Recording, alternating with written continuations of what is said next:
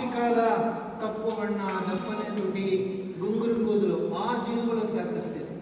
ಅದಷ್ಟೇ ಅಲ್ಲ, ಒಮ್ಮೆ ಮನುಷ್ಯರು ಇಲ್ಲಿ ಬಂದು ನಾವು ಮೂಲ ನಿವಾಸಿಗಳಾದ್ವಿ ಭಾರತಕ್ಕೆ.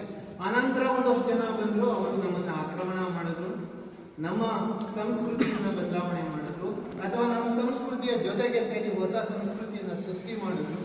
ಹಾಗಾಗಿ ನಿಧಾನವಾಗಿ ಭಾರತದಲ್ಲಿ ಜನಸಂಖ್ಯೆ ಹೆಚ್ಚಾಗ್ತಾ ಬಂದು, ಯಾಕಂದ್ರೆ ಇಲ್ಲಿ ಪ್ರಕೃತಿಯ ಸಂಪತ್ತು ತುಂಬಾ ಅದ್ಭುತವಾಗಿದೆ.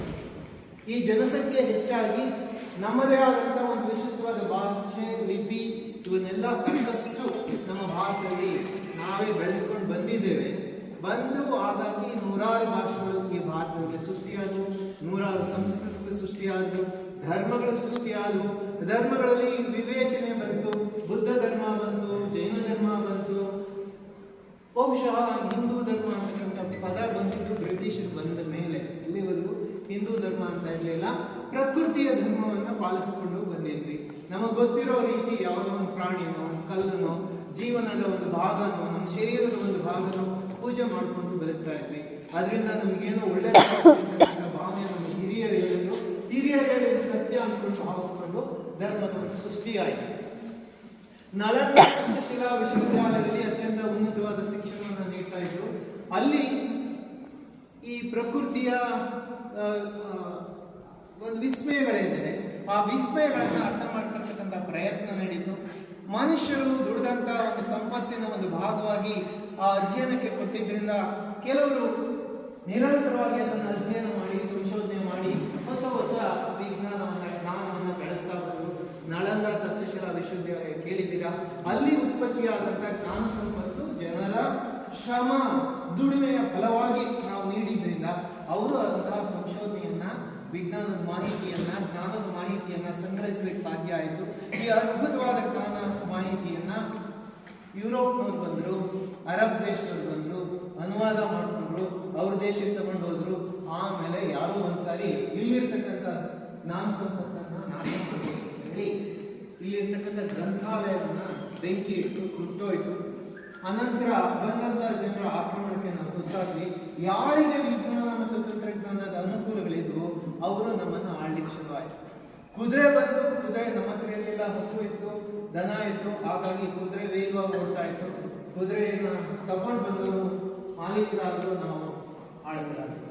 ಅದಾದ್ಮೇಲೆ ಬಂದೂಕು ಬಂತು. ಬಂದೂಕು ಬಂದ್ಮೇಲೆ ಕುದುರೆಗಿಂತ ಬಹಳ ಆಕ್ರಮಣಕಾರಿ ಮತ್ತು ವೇಗವಾಗಿ ಚಲಿಸ್ತಕ್ಕಂಥದ್ದು ಬಂದೂಕು ಹಿಡಿದವರು ನಾಯಕರಾದರು, ನಾವು ಪಾಲಕರು. ಹೀಗೆ ನಮ್ಮ ದೇಶವನ್ನ ನಿರಂತರವಾಗಿ ಎಲ್ಲರೂ ಆಳಿದ್ರು, ಇಲ್ಲಿಂದ ಕೊಳ್ಳೆ ಹೊಡೆದ್ರು. ಆಮೇಲೆ ಮಕಾಲೆ ಅನ್ನೋದು ಬಂದ. ನೀವು ಗೊತ್ತಿರ್ತಕ್ಕಂಥದ್ದು ಬಹುತೇಕ ಎಲ್ಲ ಶಿಕ್ಷಕರಿದ್ದೀರಾ. ಹಾಗಾಗಿ ಇಲ್ಲಿ ಕೇವಲ ಇಲ್ಲಿರ್ತಕ್ಕಂಥ ಜ್ಞಾನ ಸಂಪತ್ತನ್ನ ವಿದೇಶಕ್ಕೆ ತಗೊಂಡು ಹೋಗೋದಕ್ಕೋಸ್ಕರ ಇಲ್ಲಿರ್ತಕ್ಕಂಥ ಸರಂಜಾಮಗಳನ್ನು ತಗೊಂಡು ಹೋಗ್ಲಿಕ್ಕೆ ಒಂದು ಸ್ವಲ್ಪ ಶಿಕ್ಷಣವನ್ನು ಕೊಡೋಣ ಅಂತ ಹೇಳಿ ಒಂದು ಶಿಕ್ಷಣವನ್ನು ಕೊಟ್ಟ. ಆ ಶಿಕ್ಷಣವನ್ನು ಕೊಟ್ಟ ಫಲವಾಗಿ ಅನಾನುಕೂಲನೂ ಆಯಿತು, ಅನುಕೂಲನೂ ಆಯಿತು. ಅನುಕೂಲ ಏನು ಅಂದ್ರೆ ನಮ್ಮ ಭಾಷೆಗಳನ್ನ ದಾಟಿ ಇಂಗ್ಲಿಷಿನಿಂದ ನಾವು ಪರಸ್ಪರ ಮಾತಾಡ್ಲಿಕ್ಕೆ ಸಾಧ್ಯ ಆಯಿತು, ಅರ್ಥ ಮಾಡ್ಕೊಳ್ಳಿಕ್ಕೆ ಸಾಧ್ಯ ಆಯಿತು. ನಮ್ಮ ಸಂಪತ್ತನ್ನ ಲೂಟಿ ಮಾಡ್ತಾ ಇದ್ದಾರೆ ಅಂತ ಸಾಧ್ಯ ಆಯಿತು. ಅದಕ್ಕೆ ಸುಮಾರು 200-300 ವರ್ಷಗಳ ಹೋರಾಟ ಆಯಿತು. ಗಾಂಧೀಜಿಯವರ ನೇತೃತ್ವದಲ್ಲಿ ಸ್ವತಂತ್ರ ಬಂತು. ಸ್ವತಂತ್ರದ ಮೇಲೆ ಪ್ರಜಾಪ್ರಭುತ್ವ ಹೊಸ ಕಲ್ಪನೆ ಅಂತ ಬಂತು. ಆ ಕಲ್ಪನೆ ಒಂದು ಭಾಗವಾಗಿ ನಾವು ಸ್ವಾತಂತ್ರ್ಯ ನಂತರ ನಾನು ಶಿಕ್ಷಕನಾದಾಗ ಈ ಎಲ್ಲ ಚಿಂತನೆ ಬಂದಿದ್ರಿಂದ ಒಂದು ಸ್ಪಷ್ಟ ಆಯ್ತು ನನಗೆ. ಏನು ಅಂತಂದ್ರೆ, ಈ ಜಗತ್ತಿನ ಜ್ಞಾನ ವಿಕಾಸ ಆಗಿರೋದು ಎಲ್ಲ ಶ್ರಮಿಕರು ಕೊಟ್ಟಿರ್ತಕ್ಕಂಥ ಹಣದ ಪರವಾಗಿ, ಶ್ರಮದ ಒಂದು ಫಲ. ಒಬ್ಬ ವಿಜ್ಞಾನಿ ಏನಾದರೂ ಹೊಸದಾಗಿ ಕಂಡುಹಿಡಿದಿದ್ರೆ ಅವನಿಗೆ ಕೊಟ್ಟಂತ ಬಿಡುವಿನ ಸಮಯದಿಂದ ಮಾತ್ರ ಸಾಧ್ಯ ಆಯಿತು. ಮತ್ತು ಒಂದು ಸಣ್ಣ ಉಪಕರಣವನ್ನು ಯಾರು ಪೂರ್ಣ ಪ್ರಮಾಣದಲ್ಲಿ ವಿಜ್ಞಾನಿ ಅಂತ ಹೇಳಿಸ್ಕೊಂಡೇ ಕಂಡುಹಿಡಿದಿದ್ದಲ್ಲ, ಅವನು ಮರದ ಕೆಲಸ ಮಾಡ್ತಾ ಇದ್ದ, ಯಾವುದೋ ಒಂದು ಸಣ್ಣದು ಉರುಳ್ಕೊಂಡು ಹೋಯ್ತು, ಚಕ್ರವನ್ನು ಕಂಡುಹಿಡಿದ. ಚಕ್ರ ಇವತ್ತು ಜಗತ್ತಿನಲ್ಲಿ ಎಲ್ಲ ಯಂತ್ರಗಳಲ್ಲಿ ಪಾಲನೆ ಆಗುತ್ತೆ. ಒಂದು ವೇಳೆ ಅದಕ್ಕೇನಾದ್ರೂ ಪೇಟೆಂಟ್ ಇದ್ರೆ ನಾವು ಬದುಕಲಿಕ್ಕೆ ಆಗ್ತಾ ಇರಲಿಲ್ಲ. ಒಂದು ಸಣ್ಣ ಸೈಕಲ್ಗೂ ನಾವು ರಾಯಿತಿ ಕೊಡ್ಬೇಕಾಯ್ತು. ಹಾಗೇನೆ ಯಾವ ಇಬ್ರು ಎರಡು ಮ್ಯೂಸಿಕಲ್ಗಳನ್ನು ಕೂತಿದ್ರು, ಬೆಂಕಿ ಬಂತು, ಬೆಂಕಿನ ಸೃಷ್ಟಿ ಆಯಿತು, ಮೊದಲು ಭಯ ಆಯಿತು, ಆಮೇಲೆ ಅದನ್ನು ಬಳಕೆ ಮಾಡ್ಲಿಕ್ಕೆ ಶುರು ಆದ್ರು, ಆಹಾರವನ್ನು ಬೇಯಿಸ್ಕೊಂಡು ತಿನ್ಲಿಕ್ಕೆ ಶುರುವಾಯಿತು, ಬೇಟೆ ಆಡ್ಲಿಕ್ಕೆ ಸಾಧ್ಯ ಆಯಿತು, ಚಾಕುಗಳನ್ನ ಡೆವಲಪ್ ಮಾಡಿದ್ವಿ, ತಂತ್ರಜ್ಞಾನ ಸೃಷ್ಟಿ ಆಯಿತು. ತಾಯಿಯ ಮನೆಯಲ್ಲಿರ್ತಕ್ಕಂಥವಳು ಆ ತಂದಂತ ಆಹಾರವನ್ನ ಯಾವುದೋ ಒಂದ್ಸರಿ ಆ ವ್ಯಕ್ತಿಯನ್ನ ಬಳಕೆ ಮಾಡ್ಕೊಂಡು ಬೇಯಿಸಲಿಕ್ಕೆ ಶುರುವಾದ್ಲು, ರುಚಿ ಸಿಕ್ಲಿ ಅಂತ ಉಪ್ಪಾಕ್ಲಿಕ್ಕೆ ಶುರುವಾದ್ಲು. ಅದ್ಭುತವಾದ ಪ್ರಯೋಗಾಲಯ ಸೃಷ್ಟಿಯಾದ. ಹಾಗಾಗಿ ಈ ಜಗತ್ತಿನಲ್ಲಿ ವಿಜ್ಞಾನ ಸೃಷ್ಟಿಯಾಗಿದ್ದು ಜನಸಾಮಾನ್ಯರಿಂದ, ತಂತ್ರಜ್ಞಾನ ಸೃಷ್ಟಿಯಾಗಿದ್ದು ಜನಸಾಮಾನ್ಯರಿಂದ, ಪ್ರಯೋಗ ಅಂತಕ್ಕಂಥ ಕಲ್ಪನೆ ಬಂದಿದ್ದು ಮಹಿಳೆಯರಿಂದ. ಅದರ ಒಂದು ಭಾಗವಾಗಿ ಇಡೀ ಜಗತ್ತಿನಲ್ಲಿ ವಿಜ್ಞಾನ ಮತ್ತು ತಂತ್ರಜ್ಞಾನ ನಿರಂತರವಾದ ಬದಲಾವಣೆಗಳಿಂದ ಉಂಟಾಗಿ ಈ ಜಗತ್ತನ್ನ ಅರ್ಥ ಮಾಡ್ಕೊಳ್ಳಿಕ್ಕೆ, ಈ ವಿಸ್ಮಯಗಳನ್ನ ಅರ್ಥ ಮಾಡ್ಕೊಳ್ಳಿಕ್ಕೆ ನಿರಂತರವಾಗಿ ಪ್ರಯತ್ನ ಪಡ್ತಾ ಇರ್ತಕ್ಕಂಥ ಏಕೈಕ ವಿಶಿಷ್ಟವಾದ ಜ್ಞಾನ ಶಾಖೆ ಅಂದ್ರೆ ಅದು ಜ್ಞಾನ ಮತ್ತು ವಿಜ್ಞಾನ. ಹಾಗಾಗಿ ನಾವು ಭಾರತ ಜ್ಞಾನ ವಿಜ್ಞಾನ ಸಮಿತಿಯಲ್ಲಿ ಆ ಎರಡು ಪದಗಳನ್ನ ಇಟ್ಕೊಂಡಿರ್ತಕ್ಕಂಥ ನಮ್ಮ ಅನುಭವವನ್ನು ಪರೀಕ್ಷೆ ಮಾಡಿ ಅದು ಸರಿ ಅಂತಕ್ಕಂಥ ಒಂದು ವಿಶಿಷ್ಟವಾದ ತೀರ್ಮಾನಕ್ಕೆ ಬಂದಂತೆ ಜ್ಞಾನ. ವಿಜ್ಞಾನ ಆ ಜ್ಞಾನವನ್ನ ವ್ಯವಸ್ಥಿತವಾಗಿ ಒಂದೊಂದು ವಿಶ್ಲೇಷಣೆ ಮಾಡಿ ಅದನ್ನು ನಿರ್ದಿಷ್ಟವಾದ ರೀತಿಯಲ್ಲಿ ನಮ್ಮಲ್ಲಿರ್ತಕ್ಕಂಥ ಪಂಚೇಂದ್ರಿಯಗಳ ಮುಖಾಂತರ, ಕಣ್ಣಿನ ಮುಖಾಂತರ ಇರ್ಬೋದು, ಕಿವಿ ಮುಖಾಂತರ ಇರ್ಬೋದು, ಸ್ಪರ್ಶದ ಮುಖಾಂತರ ಇರ್ಬೋದು, ರುಚಿಯಿಂದ ಮುಖಾಂತರ ಇರ್ಬೋದು, ಅದನ್ನು ಅರ್ಥ ಮಾಡಿಕೊಂಡು ವ್ಯವಸ್ಥಿತವಾದ ಭಾಗಗಳನ್ನಾಗಿ ವಿಶ್ಲೇಷಣೆ ಮಾಡಿ ಇಟ್ಟಿದ್ದೆ ವಿಜ್ಞಾನ. ಇವುಗಳನ್ನ ಜನಸಾಮಾನ್ಯರ ಸೃಷ್ಟಿ ಆದ್ರಿಂದ ಜನಸಾಮಾನ್ಯರಿಗೆ ದೊರಕಿಸ್ಬೇಕು ಅಂತಕ್ಕಂಥ ಒಂದು ವಿಶಿಷ್ಟವಾದ ಉದ್ದೇಶದಿಂದ ಪ್ರಾರಂಭ ಆಗಿದ್ದು ಭಾರತ ಜ್ಞಾನ ವಿಜ್ಞಾನ ಸಮಿತಿ. ಅದರ ಪರಿಜ್ಞಾನ ಯಾಕೆ, ಏನಾಯ್ತು ವಿಜ್ಞಾನ ಮತ್ತು ತಂತ್ರಜ್ಞಾನ? ನಿಧಾನವಾಗಿ ಕಬ್ಬಿಣ ಯುಗ, ತಾಮ್ರ ಯುಗ ಇವೆಲ್ಲ ಬಂದ ಮೇಲೆ ಮತ್ತು ಕೈಗಾರಿಕಾ ಕ್ರಾಂತಿ ಆದ ಮೇಲೆ, ನಿಧಾನವಾಗಿ ಕೈಗಾರಿಕಾ ಕ್ರಾಂತಿಯ ನಂತರ ಬಂಡವಾಳ ಅಂತಕ್ಕಂಥದ್ದು ಒಂದು ಶ್ರಮದ ಒಂದು ಭಾಗ ಅಂತ ಬಂಡವಾಳ ಅದು ಕೆಲವು ವ್ಯಕ್ತಿಗಳ ಹತ್ರ ಶೇಖರಣೆ ಆಗ್ತವೆ. ವಿಜ್ಞಾನ ಮತ್ತು ತಂತ್ರಜ್ಞಾನದ ಉಪಕರಣಗಳು ಅವರು ಅದನ್ನು ಕೊಂಡುಕೊಂಡು ತಮ್ಮ ಅನುಕೂಲಕ್ಕೆ ತಮ್ಮ ಬಂಡವಾಳವನ್ನಾಗಿ ಮಾಡಿಕೊಂಡು ಬದಲಾವಣೆಯಾಗಿ ಜನಸಾಮಾನ್ಯರಿಂದ ಸೃಷ್ಟಿಯಾದ ವಿಜ್ಞಾನ ಮತ್ತು ತಂತ್ರಜ್ಞಾನ ಜನಸಾಮಾನ್ಯರಿಂದ ಬೇರ್ಪಟ್ಟು ಕೆಲವೇ ವ್ಯಕ್ತಿಗಳ, ಕೆಲವೇ ಕಂಪನಿಗಳ ಹಿಡಿತಕ್ಕೆ ಸಿಕ್ತು. ಇವತ್ತು ಭಾರತದ ಲೋಕಸಭೆಯಲ್ಲಿರ್ತಕ್ಕಂಥ ಸದಸ್ಯರನ್ನ ನಿಯಂತ್ರಿಸ್ತಕ್ಕಂಥವರು ಅಂಬಾನಿ ಅಥವಾ ಅದಾನಿ ಅಂತಕ್ಕಂಥ ಒಂದಷ್ಟು 15 ಜನ ಈ ಜಗತ್ತಿನ ಶ್ರೇಷ್ಠ ಅದ್ಭುತವಾದ ಶ್ರೀಮಂತರಿದಾರಲ್ಲ ಅವರು. ಇದು ಕೇವಲ ಭಾರತಕ್ಕಲ್ಲ, ಅಮೆರಿಕಾದಲ್ಲೂ ಅಷ್ಟೇ. ಅಮೆರಿಕಾದಲ್ಲಿ ಪೆಂಟಗಾನ್ ಅಂತಕ್ಕಂಥ ಮಿಲಿಟರಿಯ ಒಂದು ಭಾಗ ಮತ್ತು ಔಷಧಿ ಕಂಪನಿಗಳು, ಬಹುರಾಷ್ಟ್ರೀಯ ಕಂಪನಿಗಳ ಒಂದು ಭಾಗ ಇಡೀ ಅಮೆರಿಕಾದ ಪ್ರಜಾಪ್ರಭುತ್ವವನ್ನು ನಿಯಂತ್ರಿಸ್ತಾ ಇದೆ. ಹಾಗಾಗಿ ವಿಜ್ಞಾನ ಮತ್ತು ತಂತ್ರಜ್ಞಾನ ಜನಸಾಮಾನ್ಯರಿಂದ ಸೃಷ್ಟಿಯಾಗಿ ಅವರ ಶೋಷಣೆಯ ಒಂದು ಭಾಗವಾಗಿ ಪರಿವರ್ತನೆ ಆಯಿತು. ಹಾಗಾಗಿ ವಿಜ್ಞಾನ ಮತ್ತು ತಂತ್ರಜ್ಞಾನವನ್ನು ಜನಸಾಮಾನ್ಯರಿಗೆ ಮತ್ತೆ ನೀಡತಕ್ಕಂಥ ಪ್ರಯತ್ನವನ್ನು ಮಾಡಬೇಕು ಅಂತ ಪ್ರಾರಂಭ ಅಂತ ನಮ್ಮ ರಾಷ್ಟ್ರದ ವಿವಿಧ ದೇಶದಲ್ಲಿ ವಿವಿಧ ಸಂಘಟನೆಗಳು ಪ್ರಾರಂಭ ಆದವು. ಅದರಲ್ಲಿ ಕೇರಳ ಶಾಸ್ತ್ರ ಸಾಹಿತ್ಯ ಪರಿಷತ್ತು, ಪಶ್ಚಿಮ ಬಂಗಾಳದಲ್ಲಿ ವಿಜ್ಞಾನ ಸಂಘಗಳ ಒಂದು ದೊಡ್ಡ ಚಳವಳಿ, ಅಸ್ಸಾಂನಲ್ಲಿ ವಿಜ್ಞಾನ ಸೊಸೈಟಿ, ಹೀಗೆ ಬೃಹತ್ ಪ್ರಮಾಣದಲ್ಲಿ ಅಲ್ಲಲ್ಲೇ ನಮ್ಮ ಜನಸಾಮಾನ್ಯರಿಗೆ ವಿಜ್ಞಾನವನ್ನು ಮತ್ತೊಮ್ಮೆ ವಾಪಸ್ ಕೊಡಬೇಕು ಅಂದರೆ ಅವರಿಗೆ ತಿಳಿದಿರತಕ್ಕಂಥ ಮಾತೃಭಾಷೆಯಲ್ಲಿ ನೀಡಬೇಕು ಅಂತಕ್ಕಂಥ ಪ್ರಯತ್ನವನ್ನು ಪ್ರಾರಂಭ ಆಯಿತು. ಅದರ ಒಂದು ಭಾಗವಾಗಿ ನಾನು ಶಾಲೆಯಲ್ಲಿ ಅಂದರೆ ಕಾಲೇಜಿನಲ್ಲಿ ವಿಜ್ಞಾನ ಸಂಘಗಳನ್ನು ರಚನೆ ಮಾಡಿ ಜನರಿಗೆ, ನಮ್ಮ ವಿದ್ಯಾರ್ಥಿಗಳಿಗೆ ಹೆಚ್ಚು ಪ್ರಚಾರ, ವಿಜ್ಞಾನದಲ್ಲಿ ಆಸಕ್ತಿ ಮೂಡಿಸಲಿಕ್ಕೆ ಪ್ರಯತ್ನ ಮಾಡ್ತಾ ಇದ್ದೆ. ಆದರೆ ವಿದ್ಯಾರ್ಥಿಗಳಲ್ಲಿ ಒದ್ದಾಟ ಆಗುತ್ತೆ, ಸಂಘಗಳಿರಬಾರ್ದು, ಚುನಾವಣೆ ಇರಬಾರ್ದು ಘೋಷಣೆ ಮಾಡಿದಂಥ ಸಂದರ್ಭದಲ್ಲಿ ಸಂಘ ಹೊರಗೋಯ್ತು. ನಾನು ಸೈನ್ಸ್ ಅವೇರ್ನೆಸ್ನ ಜನಸಾಮಾನ್ಯರಿಗೆ ತಗೊಂಡು ಹೋಗ್ಬೇಕು, ಸ್ಟೂಡೆಂಟ್ಸ್ಗೂ ಸೇರಿಸಿ ಮಧ್ಯೆ ತಗೊಂಡು ಹೋಗೋಣ ಅಂತ ಪ್ರಯತ್ನ ಪಟ್ಟಾಗ ಸಿಕ್ಕಿದಂಥ ಒಂದು ದೊಡ್ಡ ಶಸ್ತ್ರ ಅಂದರೆ ಅವತ್ತು ಜನವಿಜ್ಞಾನ ಚಳವಳಿಯ ಮುಖ್ಯ ನೇತಾರರಾದ ಡಾಕ್ಟರ್ ಎಂ ಪಿ ಪರಮೇಶ್ವರನ್. ಅನಂತರ ಅವರ ಸಂಪರ್ಕದಿಂದ ಕರ್ನಾಟಕ ರಾಜ್ಯ ವಿಜ್ಞಾನ ಪರಿಷತ್ತಿನ ಸ್ಥಾಪಕರಾದ ಡಾಕ್ಟರ್ ಎಚ್ ನರಸಿಂಹಯ್ಯನವರು, ಸೇತುರಾವ್, ಲಕ್ಷ್ಮಣರಾವ್ ಅವರ ಸಂಪರ್ಕ, ಒಡನಾಟ ಸಿಕ್ತು. ಹಾಗಾಗಿ ನಿಧಾನವಾಗಿ ನಾವು ವಿಜ್ಞಾನ ಚಳುವಳಿಯನ್ನು ಪ್ರಾರಂಭ ಮಾಡಿದ್ವಿ. ಜನಸಾಮಾನ್ಯರಿಗೆ ವಿಜ್ಞಾನದಲ್ಲಿ ಕುತೂಹಲವನ್ನು, ಅರಿವನ್ನು ಮೂಡಿಸ್ತಕ್ಕಂಥ ಮತ್ತು ಜನರನ್ನ ದೂರ ಇಡಲಿಕ್ಕೆ ಏನೆಲ್ಲ ಹೊಸ ಹೊಸ ರೀತಿಯ ಮೌಢ್ಯಗಳು, ಹಳೆಯ ಮೌಢ್ಯಗಳು, ಹೊಸ ರೂಪಗಳನ್ನು ಪಡಿತಾ ಇದೆ, ಇವನ್ನೆಲ್ಲ ಪರಿಚಯ ಮಾಡಲಿಕ್ಕೆ ಸಾಧ್ಯ ಆಗಿದೆ. ಹಾಗಾಗಿ ಕರ್ನಾಟಕ ರಾಜ್ಯ ವಿಜ್ಞಾನ ಪರಿಷತ್ತಿನ ಒಂದು ವಿಶಿಷ್ಟ ರೂಪ ಬಂತು. ಆ ಹಿನ್ನೆಲೆಯಲ್ಲಿ ಪರಮೇಶ್ವರವರು ಒಮ್ಮೆ ಕೇರಳದಲ್ಲಿ ಇಡೀ ರಾಜ್ಯದಲ್ಲಿ, ದೇಶದಲ್ಲಿ ಇರ್ತಕ್ಕಂಥ ಜನವಿಜ್ಞಾನ ಸಂಘಟನೆಗಳನ್ನು ಕರೆದು ನಿಜವಾಗ್ಲೂ ಇಡೀ ಭಾರತ ಒಂದು ರೀತಿಯಲ್ಲಿ ತಯಾರಾಗಬೇಕು ಅಂದರೆ ಇಲ್ಲಿ ವಿಜ್ಞಾನ ಮತ್ತು ತಂತ್ರಜ್ಞಾನವನ್ನು ಜನಸಾಮಾನ್ಯರಿಗೆ ಮತ್ತೆ ಕೊಡ್ತಕ್ಕಂಥ ಪ್ರಯತ್ನ ಆಗಬೇಕು ಅಂದ್ರೆ ಜನರ ಒಂದು ಚಳವಳಿ ಆಗಬೇಕು, ಜನವಿಜ್ಞಾನ ಚಳವಳಿ ಆಗಬೇಕು ಅಂತ ಹೇಳಿ ಪ್ರಾರಂಭ ಮಾಡಿ ಸೈನ್ಸ್ ಥ್ರೂ ಆರ್ಟ್ ಅಂದ್ರೆ ಕಲಾ ಮಾಧ್ಯಮದ ಮುಖಾಂತರ ವಿಜ್ಞಾನ ಮತ್ತು ತಂತ್ರಜ್ಞಾನವನ್ನು ತಲುಪಿಸುವ ಒಂದು ಪ್ರಯತ್ನ ಮಾಡಬೇಕು. ಬಹುಶಃ ಇದ್ರಾಜ್ ಅವರು ಈ ಅಂಶವನ್ನು ನಿಮ್ಮ ಜೊತೆ ಮಾತನಾಡಿದ್ದಾರೆ, ಅದರ ಹಿನ್ನೆಲೆಗೆ ನಾನು ಹೆಚ್ಚು ಹೋಗೋದಿಲ್ಲ. ಒಂದು ಅವತ್ತು ನಮ್ಗೆ ಅರ್ಥ ಆಗಿದ್ದು ಭಾರತದಲ್ಲಿ ಸಾಕ್ಷರತೆ ಕೇಂದ್ರ 30%. ಸೊ ವಿಜ್ಞಾನ ಮತ್ತು ತಂತ್ರಜ್ಞಾನ ಜನಸಾಮಾನ್ಯರಿಗೆ ಸಿಗಬೇಕು ಅಂದ್ರೆ ಮೊದಲು ಅವರಿಗೆ ಅಕ್ಷರ ಜ್ಞಾನ ಬರಬೇಕು, ಅವರಿಗೆ ತಿಳುವಳಿಕೆ ಬರಬೇಕು ಅಂತಂದ್ರೆ ಪುಸ್ತಕಗಳನ್ನು ಓದತಕ್ಕಂಥ ಸಾಮರ್ಥ್ಯ ಬೆಳಿಬೇಕು ಮತ್ತು ಕೌಶಲ್ಯಗಳು ಸಿಗಬೇಕು.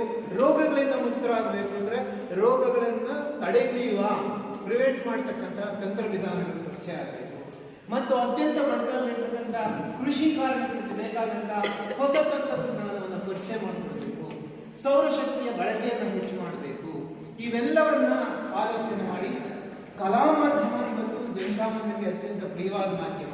ಇಡೀ ಭಾರತದಲ್ಲಿ ರಾಮಾಯಣ ಮಹಾಭಾರತ ಯಾಕೆ ಜನಸಾಮಾನ್ಯರ ನಾಲಿಗೆಯಲ್ಲಿ ಉಳಿದಿದೆ, ಅನಕ್ಷರಸ್ಥರು ಉಳಿದಿದೆ ಅಂದ್ರೆ ಅದ ಹರಿಕಥೆಗಳಿದೆ, ನಾಟ್ಯಗಳಿದೆ, ಬಯಲಾಟಗಳಿದೆ, ಈ ನಾನಾ ವಿಧಾನಗಳಿದೆಯಲ್ಲ ಜನಸಾಮಾನ್ಯರ ಬಗ್ಗೆ ಇರ್ತಕ್ಕಂಥ ವಿಧಾನಗಳು, ಅವನ್ನ ಬಳಕೆ ಮಾಡಿಕೊಂಡು ನಾವು ಜನಸಾಮಾನ್ಯರನ್ನು ತಲುಪಬೇಕು ಅಂತಕ್ಕಂಥ ಒಂದು ಪ್ರಯತ್ನವನ್ನ ಈ ಸೈನ್ಸ್ ಥ್ರೂ ಆರ್ಟ್ ಅನ್ನೋ ಒಂದು ಕಾರ್ಯಕ್ರಮ ಮಾಡಿ 5 ಜಾಥಾಗಳು ಭೂಪಾಲಲ್ಲಿ ಸೇರೋ ರೀತಿ ಮಾಡಿ, ಭೂಪಾಲಲ್ಲಿ ಇದ್ದಂಥ ಅನಿಲ ದುರಂತ ಬಹುಶಃ ಇದನ್ನೆಲ್ಲ ಪ್ರಸ್ತಾಪ ಮಾಡಿದ್ದಾರೆ ಅಂತ ಹೇಳಿ. ಹಾಗಾಗಿ ವಿಜ್ಞಾನ ಮತ್ತು ತಂತ್ರಜ್ಞಾನದ ಒಂದು ಹೊಸ ಚಳವಳಿ, ಜನರಿಗೆ ನೀಡತಕ್ಕಂಥ ಚಳವಳಿ ಪ್ರಾರಂಭ ಆಗಿದೆ. ಹಾಗಾಗಿನೇ ಮೊದಲು ಸಾಕ್ಷರತಾ ಆಂದೋಲನವನ್ನು ಪ್ರಾರಂಭ ಮಾಡಿದ್ವಿ, ಕೇರಳದಲ್ಲಿ ಒಂದು ಯಶಸ್ಸಾಯಿತು, ಇಡೀ ರಾಷ್ಟ್ರಕ್ಕೆ ತಗೋಬೇಕು ಅಂತಕ್ಕಂಥ ಒಂದು ಪ್ರಯತ್ನ ಆಯಿತು. ಕರ್ನಾಟಕದಲ್ಲಿ ಸಂಪೂರ್ಣ ಸಾಕ್ಷರತಾ ಆಂದೋಲನ ಪ್ರಾರಂಭ ಆಯಿತು. ನಮ್ಮಲ್ಲಿ ಅನೇಕ ಗೆಳೆಯರು ಅದರ ರಾಯಭಾರಿಗಳಾಗಿ ಕೆಲಸ ಮಾಡಿದ್ರು. ನಿನ್ನೆ ಬಹುಶಃ 4 ಜನ ಅದರ ರಾಯಭಾರಿಗಳು ಮುಂದೆ ಇದ್ರು ಅಂತ ನೆನಪಿಸ್ಕೊಳ್ತೇನೆ. ಹಾಗೆ ಈ ಒಂದು ಸಾಕ್ಷರತಾ ಆಂದೋಲನವನ್ನು ಮಾಡಿ ಇವತ್ತು ನಿಮಗೆ ಗೊತ್ತಿದೆ ಅದರ ಪರಿಣಾಮ ಸುಮಾರು 70ರಿಂದ 80% ನೀಟ್ನೆಸ್ ಸಿಗುತ್ತೆ ಕರ್ನಾಟಕದಲ್ಲಿ. ಜನರಿಗೆ ಆಲೋಚನೆ ಬಂದಿದೆ, ಥಿಂಕಿಂಗ್ ಬಂದಿದೆ, ವಿಜ್ಞಾನ ಮತ್ತು ತಂತ್ರಜ್ಞಾನವನ್ನು ಜನರ ಉದ್ಯೋಗಕ್ಕೆ ಬಳಕೆ ಮಾಡಬೇಕು ಅಂತ ಬಂದಿದೆ, ಪರಿಸರವನ್ನು ಸಂರಕ್ಷಣೆ ಮಾಡಬೇಕು, ಇಲ್ಲ ಅಂದ್ರೆ ನಾವು ಬದುಕಲಿಕ್ಕೆ ಆಗಲ್ಲ ಅಂತಕ್ಕಂಥ ಅರಿವು ಬಂದಿದೆ, ಅರಣ್ಯವನ್ನು ಉಳಿಸ್ಕೋಬೇಕು, ಇಲ್ಲೇ ಹೋದ್ರೆ ನಾವು ಉಳಿಯಲ್ಲ, ಅರಣ್ಯ ಉಳಿಯಲ್ಲ ಅಂತಕ್ಕಂಥ ಚಿಂತನೆ ಬಂದಿದೆ. ದುರದೃಷ್ಟದ ಸಂಗತಿ ಅಂದರೆ ವಿಜ್ಞಾನ ಮತ್ತು ತಂತ್ರಜ್ಞಾನದ ಉಪಕರಣಗಳು ಮತ್ತು ಸೇವೆಗಳ ಸರಕುಗಳೇನಿದೆ, ಆ ಸೇವೆ ಮತ್ತು ಸರಕುಗಳನ್ನ ವಿಜ್ಞಾನ ಮತ್ತು ತಂತ್ರಜ್ಞಾನವನ್ನು ಜನಸಾಮಾನ್ಯರಿಂದ ದೂರ ಇಟ್ಟು ಭಾವನಾತ್ಮಕವಾದ ವಿಷಯಗಳಿಗೆ ಪ್ರಾಧಾನ್ಯ ಕೊಟ್ಟು ಇಡೀ ಜನರನ್ನು ಮರಳು ಮಾಡತಕ್ಕಂಥ ಒಂದು ಪ್ರಯತ್ನ ಈ ದೇಶದಲ್ಲಿ ಕಳೆದ 1-3 ವರ್ಷಗಳಿಂದಲೂ ಹೆಚ್ಚು ನಿಧಾನವಾಗಿ ಪ್ರಾರಂಭ ಆಗಿ ಇದು ಒಂದು ವಿಶ್ವ ಪ್ರವಾಹವಾಗಿ ಪರಿವರ್ತನೆ ಆಗಿದೆ. ನಮಗೆ ಅದರ ಬಗ್ಗೆ ಸ್ಪಷ್ಟ ಇದೆ ಅಂತ ಹೇಳಿ. ದುರಾದೃಷ್ಟದ ಸಂಗತಿ ಏನು ಜನಪರ ಚಳವಳಿಗಳಿರ್ಬೋದು ಅಥವಾ ಜನವಿಜ್ಞಾನ ಚಳವಳಿಗಳಿರ್ಬೋದು, ಇವರು ವಿಜ್ಞಾನ ಮತ್ತು ತಂತ್ರಜ್ಞಾನದ ಉಪಕರಣಗಳನ್ನ ಪ್ರಚಾರಕ್ಕೆ ಜನರಿಗೆ ತಲುಪಲಿಕ್ಕೆ ಸರಿಯಾಗಿ ಬಳಕೆ ಆಗಿಲ್ಲ. This is a big truth. ನಾನು ಫಸ್ಟ್ ಫೇಸ್ ಏನು ಮುಗಿಸ್ತೇನೆ. ಓಕೆ, ಮನುಷ್ಯನ ಸೃಷ್ಟಿ, ಜೀವ ಸೃಷ್ಟಿ ಇದು ವಿಜ್ಞಾನ ಮತ್ತು ತಂತ್ರಜ್ಞಾನ ಜನರಿಂದ ಹುಟ್ಟಿದೆ ಅಂತ ಹೇಳಿ, ಅದರ ವಿಕಾಸ ಹೇಗಾಗಿದೆ ಅಂತ ಹೇಳಿ ಕೊನೆಗೆ ಅದನ್ನು ದೂರ ಮಾಡತಕ್ಕಂಥ ದೂರೀಕರಿಸುವ ಒಂದು ಪ್ರಯತ್ನ ಯಶಸ್ಸು ಆಗಿದೆ. 2 ಅಲೆಗಳಿದೆ. ಒಂದು ವಿಜ್ಞಾನ ತಂತ್ರಜ್ಞಾನ ಬಳಕೆ ಮಾಡಿಕೊಂಡು ಸಮಾಜದ ಎಲ್ಲ ಸಮಸ್ಯೆಗಳನ್ನು ಬಗೆಹರಿಸಲಿಕ್ಕೆ ಇದನ್ನ ಒಂದು ಸಶಸ್ತ್ರವಾಗಿ ಬಳಕೆ ಮಾಡಿಕೊಳ್ಳಲಿಕ್ಕೆ ಸಾಧ್ಯ ಇದೆ ಅಂತಕ್ಕಂಥ ಕೆಲವು ಒಂದು ಸಂಖ್ಯೆ, small in number. It is an instrument of liberation from poverty, illiteracy, ignorance, ill health. But unfortunately ಈ ತಂತ್ರ ವಿಧಾನಗಳೇನಿದೆ, ಜನರನ್ನು ತಲುಪಿಸ್ತಕ್ಕಂಥ, ವಿವೇಚನೆ ಕೊಡ್ತಕ್ಕಂಥ ಒಂದು ತಂತ್ರ ವಿಧಾನಗಳನ್ನು ಬಳಕೆ ಮಾಡೋದ್ರಲ್ಲಿ ಈ ಒಂದು ಗುಂಪು ಸೋತಿದೆ ಅಥವಾ ಪೂರ್ಣವಾದ ಯಶಸ್ಸನ್ನು ಕಂಡಿಲ್ಲ. ಅದರ ಪರಿಣಾಮ ಏನಾಗಿದೆ, ಭಾವನಾತ್ಮಕವಾದ ವಿಷಯಗಳಿಗೆ ಪ್ರಾಧಾನ್ಯ ಕೊಡ್ತಕ್ಕಂಥದ್ದು ನೀವು ನೋಡಿದ್ದೇವೆ. ಇವತ್ತು ವಿಜ್ಞಾನದ ಬಗ್ಗೆ, ವಿಜ್ಞಾನ ಶಿಕ್ಷಣದ ಬಗ್ಗೆ ಒಂದು ಕೇವಲ ಮಾತುಗಳಿದೆ. ನೂತನ ಶಿಕ್ಷಣ ನೀತಿ ಬಹುಶಃ ತಾವೆಲ್ಲ ನೋಡಿರ್ಬೋದು, ನ್ಯಾಷನಲ್ ಎಜುಕೇಶನ್ ಪಾಲಿಸಿ. ಅದರಲ್ಲಿ ಬಹಳ ಮುಖ್ಯವಾದ ಪದಗಳು, ನಮಗೆ ಪ್ರಿಯವಾದ ಪದಗಳಿದೆ. ಒಂದು ವೈಜ್ಞಾನಿಕ ಮನೋಭಾವ, ವೈಜ್ಞಾನಿಕ ಮನೋವೃತ್ತಿಯನ್ನು ಬೆಳೆಸಬೇಕು. 2ನೇದು ಕ್ರಿಟಿಕಲ್ ಥಿಂಕಿಂಗ್, ವಿಶ್ಲೇಷಣಾತ್ಮಕವಾದ ಮನೋಭಾವವನ್ನು ವಿದ್ಯಾರ್ಥಿಗಳಲ್ಲಿ ಬೆಳೆಸಬೇಕು ಮತ್ತು ಸಮಸ್ಯೆಗಳನ್ನು ನಿವಾರಣೆ ಮಾಡತಕ್ಕಂಥ ಒಂದು ಮಾನಸಿಕ ಶಕ್ತಿಯನ್ನು ನಾವು ವಿದ್ಯಾರ್ಥಿಗಳಿಗೆ ನೀಡಬೇಕು. ಆ್ಯಂಡ್ ಬಹಳ ಮುಖ್ಯವಾಗಿ ವಿಶ್ಲೇಷಣವಾದ ಸ್ವಭಾವವನ್ನು ಬೆಳೆಸಬೇಕು. ಅದರ ಜೊತೆಗೆ ನಮ್ಮ ಸಂಸ್ಕೃತಿಯ ಒಂದು ಅರಿವು ಇರಬೇಕು. ನೋಡೋದಕ್ಕೆ, ಕೇಳೋದಕ್ಕೆ, ಓದೋದಕ್ಕೆ ಅದ್ಭುತವಾದ ನ್ಯಾಷನಲ್ ಎಜುಕೇಶನ್ ಪಾಲಿಸಿ, ಅದರಲ್ಲಿರ್ತಕ್ಕಂಥ ಕೆಲವು ಅಂಶಗಳ ಬಗ್ಗೆ ನನಗೆ ಅಪಾರವಾದ ಪ್ರೀತಿ. ವಾಸ್ತವವಾಗಿ ಏನಾಗುತ್ತೆ ಅಂತ ಪಾಲಿಸಿಗಳನ್ನು ಇಂಪ್ಲಿಮೆಂಟ್ ಮಾಡಲಿಕ್ಕೆ ಹಿಡನ್ ಅಜೆಂಡಾ ಅನ್ನೋ ಪದಗಳಿದೆ. ಒಳಗಡೆ ಒಂದು ಮಸಲತ್ತೆ 5ನೇ ತರಗತಿಯಿಂದಲೇ ಅವರಿಗೆ ಒಂದು ಕೌಶಲವನ್ನು ಕಲಿಸಬೇಕು. ವೃತ್ತಿಯಲ್ಲಿ ಹಣವನ್ನು ಪಡೆಯತಕ್ಕಂಥ ಕೌಶಲವನ್ನು 5-6ನೇ ತರಗತಿಯಲ್ಲಿ ಪ್ರಾರಂಭ ಮಾಡಬೇಕು ಮಾತಿದೆ. ಅದೇನಾದರೂ ಆದರೆ ಏನಾಗುತ್ತೆ, ನಮ್ಮ ವರ್ಣ ವ್ಯವಸ್ಥೆ ಇದೆಯಲ್ಲ, ಅದು ಮತ್ತೆ ಹೊಸ ರೂಪವನ್ನು ಪಡೆದು ಬರುತ್ತೆ. ಈಗೇನಾಗ್ತಾ ಇದೆ, ಮೊದಲೆಲ್ಲ ಏನು ಚರ್ಮ ಚಪ್ಪಲಿ ಮಾಡೋಣ ಮಗನು ಚಪ್ಪಲಿ ಮಾಡಬೇಕು, ಕಸ ಎತ್ತೋ ಮಗನು ಕಸ ಎತ್ತಬೇಕು. ಹಾಗಾಗಿ ಇವರೆಲ್ಲ ಶೂದ್ರರು ಅಂತ ಒಂದು ಮಾತು. ಪುರೋಹಿತಿಗೆ ಮಾಡೋ ಮಗನೇ ಪುರೋಹಿತಿಗೆ ಮಾಡಬೇಕು, ರಾಜರ ಮಗನೇ ರಾಜ ಆಗಬೇಕು. ಇದೀತರ ಆ ರೀತಿ ವರ್ಗೀಕರಣ ವ್ಯವಸ್ಥೆ ಮತ್ತೆ ಪುನಃಸ್ಥಾಪನೆ ಮಾಡ್ತಕ್ಕಂಥ ಒಂದು ಪ್ರಯತ್ನ ವಿಜ್ಞಾನವನ್ನು ಬಳಕೆ ಮಾಡಿಕೊಂಡು ಇವತ್ತು ನಡೀತಾ ಇದೆ. ಈ ಹಿನ್ನೆಲೆಯಲ್ಲಿ ಜನವಿಜ್ಞಾನ ಕಾರ್ಯಕರ್ತರಾದ್ರೆ ನಾವು ಏನು ಮಾಡಲಿಕ್ಕೆ ಸಾಧ್ಯ? ಆಲೋಚನೆ ಮಾಡಿ. ಇದು ಎಷ್ಟು ಮಟ್ಟಿಗೆ ಇದಾಗಿದೆ ಅಂದರೆ it is an emotional issue. ನಾವೇನಾದರೂ ಇವತ್ತು ರಾಮ ಒಬ್ಬ ವ್ಯಕ್ತಿ ಆಗಿಲ್ಲ, ದೇವ ಅಲ್ಲ ಅಂತ ಅಂದರೆ, ಗಣಪತಿ ಒಬ್ಬ ಒಂದು ದೇವ ಆಗಲಿಕ್ಕೆ ಬದುಕಿರ್ತಕ್ಕಂಥ ವ್ಯಕ್ತಿ ಆಗಿರ್ಲಿಕ್ಕೆ ಸಾಧ್ಯವೇ ಇಲ್ಲ. ಯಾಕೆಂದ್ರೆ ಒಂದು ಪ್ರಾಣಿಯ ತಲೆಯನ್ನ ಮನುಷ್ಯನ ತಲೆಗೆ ಹಾಕ್ತಕ್ಕಂಥ ಒಂದು ತಂತ್ರಜ್ಞಾನ ಭಾರತದಲ್ಲಿ ಯಾವ ಕಾಲಕ್ಕೂ ಇರಲಿಲ್ಲ. ಅದಕ್ಕೆ ಸಾಕ್ಷ್ಯಾಧಾರಗಳಿಲ್ಲ. ಸಾಕ್ಷ್ಯಾಧಾರಗಳಿಲ್ಲದೆ ನಾವು ನಂಬಲಿಕ್ಕೆ ಸಾಧ್ಯ ಇಲ್ಲ. ವಿಜ್ಞಾನ ಪ್ರಾರಂಭ ಆಗದೆ ಅಲ್ಲಿಂದ ಕುತೂಹಲ ಮತ್ತು ನೋಡ್ತಕ್ಕಂಥದ್ದು, ವೀಕ್ಷಣೆ ಮಾಡ್ತಕ್ಕಂಥದ್ದು, ಅದಾದ್ಮೇಲೆ ಪ್ರಯೋಗ ಮಾಡ್ತಕ್ಕಂಥದ್ದು, ಪ್ರಯೋಗ ಮಾಡಿದ್ಮೇಲೆ ಸರಿ ಇದೆಯಾ ಇಲ್ವಾ ಅಂತಕ್ಕಂಥ ಅಂಕಿ ಅಂಶಗಳು ಆದಾದ್ಮೇಲೆ ಅದನ್ನು ಮರುಪರಿಶೀಲನೆ ಮಾಡ್ತಕ್ಕಂಥದ್ದೇ ವಿಜ್ಞಾನದ ಪ್ರಮುಖವಾದ ಅಂಶಗಳು. ನಾವೆಲ್ಲ ಕೇಳಿದ್ವಿ. ಹಾಗೆ ಪ್ರಶ್ನೆ ಆಗ್ತಕ್ಕಂಥ ಯಾವ ರೀತಿ ಹೇಳ್ತಿದ್ರು ವಾಟ್, ವಿಚ್, ವೇರ್, ಹೌ ಅಂತ ಹೇಳ್ತಿಲ್ಲ. ಈ ಪ್ರಶ್ನೆಗಳನ್ನ ತಿಳ್ಕೋಬೇಕು ನಾವು. ಆ ಪ್ರಶ್ನೆಗಳ ಗಣೇಶ ಮೇಲೆ ಆಗ್ತದೆ ಆನೆ ತರಲಿಕ್ಕೆ ಸಾಧ್ಯ. ಒಂದು ವೇಳೆ ಆನೆ ತರ ಇವತ್ತೊಂದು ಏನು ಆ ಗಾತ್ರಕ್ಕೂ ಮನುಷ್ಯನ ಗಾತ್ರಕ್ಕೂ ಹೋಲಿಕೆ ಆಗುತ್ತಾ, ಸಂಬಂಧ ಆಗುತ್ತಾ, ಸ್ಟಿಚ್ ಮಾಡಲಿಕ್ಕೆ ಅಲ್ವಾ? DNA ಡಿಫ್ರೆಂಟ್ ಇದೆ, ಸ್ಪೀಷೀಸ್ ಡಿಫ್ರೆಂಟ್ ಇದೆ, ಆರ್ಡರ್ ಡಿಫ್ರೆಂಟ್ ಇದೆ. ಅದು ಪ್ರೊಬಾಸಿಟಿಯಾ, ಇದು ಎಂಥ್ರೋಪಾಡಿಯಾ, ಟೋಟಲಿ ಡಿಫ್ರೆಂಟ್. ಜೀನ್ಸ್ ಡಿಫ್ರೆಂಟ್ ಇದೆ, ಫುಡ್ ಡಿಫ್ರೆಂಟ್ ಅಲ್ವಾ? ಅದಿರಲಿ, ಅವನ್ನ ಬ್ಲೈಟ್ ಆಗಿ ಪರಿವರ್ತನೆ ಮಾಡಲಿಕ್ಕೆ ಸಾಧ್ಯ ಇರಬಹುದು. ಮಾಂತ್ರಿಕವಾಗಿ, ಭಾವನಾತ್ಮಕವಾಗಿ ನಾವು ಹೇಳ್ತೇವೆ ಶೀಘ್ರಮತಿಯಾಗಬೇಕು, ಶೀಘ್ರ ದೃಷ್ಟಿ ಇರಬೇಕು. ಅದಕ್ಕೆ ಆನೆ ಕಣ್ಣು. ಕೇಳಬೇಕು, ಮಾತನಾಡೋದಕ್ಕಿಂತ ಕೇಳಬೇಕು, ಅದಕ್ಕೆ 2 ದೊಡ್ಡ ಕಿವಿ ಮತ್ತು ಚಿಂತನೆ ಇರಬೇಕು, ಅದಕ್ಕೆ ದೊಡ್ಡ ತಲೆ. ವಿಷವನ್ನು ಅರ್ಥ ಮಾಡ್ಕೊಳ್ಳೋ ಒಂದು ಶಕ್ತಿ ಇರಬೇಕು. ಹಾವು ಒಂದು ಸಣ್ಣ ಪ್ರಾಣಿಯ ಮೇಲೂ ನಾವು ಸವಾರಿ ಮಾಡಲಿಕ್ಕೆ ಸಾಧ್ಯ ಆಗಬೇಕು, ಅದಕ್ಕೆ ಇಲಿ. ಈ ತರ ಒಂದು ಕ್ರಿಯೇಟಿವ್ ಆಗಿ ನೀವು ಎಕ್ಸ್ಪ್ರೆಷನ್ ಕೊಟ್ಟರೆ ಇಟ್ಸ್ ಓಕೆ. ಆದ್ರೆ ನಂಬಿದ್ರೆ ಎಷ್ಟು ದೇವರು, 33 ಕೋಟಿ ದೇವರು. ಇನ್ನೂ ಹೊಸದವ ಸೃಷ್ಟಿ ಆಗ್ತದೆ. ಕರೋನಾ ಅನ್ನೋ ಒಂದು ದೇವಾಲಯ ಸೃಷ್ಟಿ. ಬಹುಶಃ ಇದೇನಲ್ಲಿ ಕರೋನಾ JN1 ಹೆಚ್ಚಿಗೆ ಆದರೆ ಇನ್ನೊಂದು 6-7 ತಿಂಗಳಲ್ಲಿ ಕರೋನಾ JN ನಮ್ಮ ದೇವಸ್ಥಾನ. ಹೀಗೆ ಸೃಷ್ಟಿ ಮಾಡ್ತಾ ಏನಾಗಿದೆ, ನಾವು ವಿಜ್ಞಾನ ಮತ್ತು ತಂತ್ರಜ್ಞಾನದಿಂದ ದೂರ. ಈ ಹಿನ್ನೆಲೆಯಲ್ಲಿ what is to be done? ಅದಕ್ಕೆ ಒಂದು ಮಾತಿದೆ, 2 steps forward and 1 step backward. ಬಹುಶಃ ಕೆಲವರು ಈ ಪುಸ್ತಕ ಓದಿದೆ. 2 ಹೆಜ್ಜೆ ಮುಂದಕ್ಕೆ ಹೋಗುವ, 1 ಹೆಜ್ಜೆ ಹಿಂದಕ್ಕೆ ಹೋಗುವ ತಂತ್ರಗಾರಿಕೆ ಮಾಡಬೇಕಾಗುತ್ತೆ. ಇದು ದೊಡ್ಡ ಪ್ರವಾಹ ಆಗಿದೆ. ಪ್ರವಾಹವನ್ನು ಎದುರಿಸೋದಕ್ಕೆ ನೀವು ನಿಂತು ನಿಮ್ಮನ್ನು ಎತ್ಕೊಂಡು ಹೋಗ್ಬಿಡುತ್ತೆ.